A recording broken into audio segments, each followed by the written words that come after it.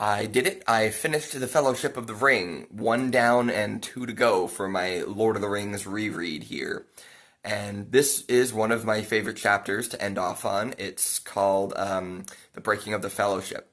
So, what I'm going to do, I'm just going to talk about this chapter and then I'll do another update video just talking about all of Fellowship of the Ring. But anyway, this chapter does bring in a lot of things that have been building over the course of this book. Since almost the start of Fellowship of the Ring, Frodo has felt guilty about bringing his friends along for this really dangerous ride here with the ring, realizing that he's the reason they're being targeted and in danger. He wants to give his hobbit friends the slip in one of the earliest chapters. But then throughout the middle of the book, that kind of falls by the wayside as the Fellowship comes together and he's got all these big, strong warriors protecting him and a wizard and whatever. But Gandalf is now gone and Frodo is realizing that the strength of men can fail. So one of the big appeals with Lord of the Rings is the way that it subverts a lot of old fantasy tropes. This idea of like the big strong warrior men coming in and saving the day and, being infallible is thwarted again and again by Tolkien, who puts all of the heroism basically in the hobbits and the strength of these small creatures because they're more subtle and more hardy than men who use much more obvious violent tactics.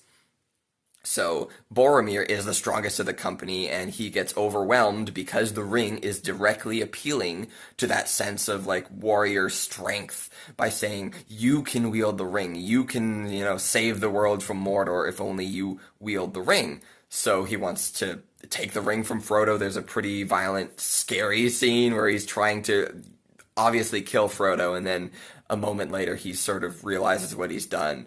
Frodo has been pondering like whether or not the Fellowship should break up and him go it alone, and Boromir helps him come to that conclusion. So he tries to bail, and then we get a brilliant moment with Sam where he's just standing on the bank like trying to find Frodo, and he turns into Sherlock Holmes basically and works out where Frodo is so he can head him off and be like, you can't leave me because I can't leave you. I know how dangerous this is, but you will not go into Mordor alone. It's this really beautiful, touching moment, except for the part where he almost drowns himself to get to Frodo. I almost got choked up. I really like this moment in the book.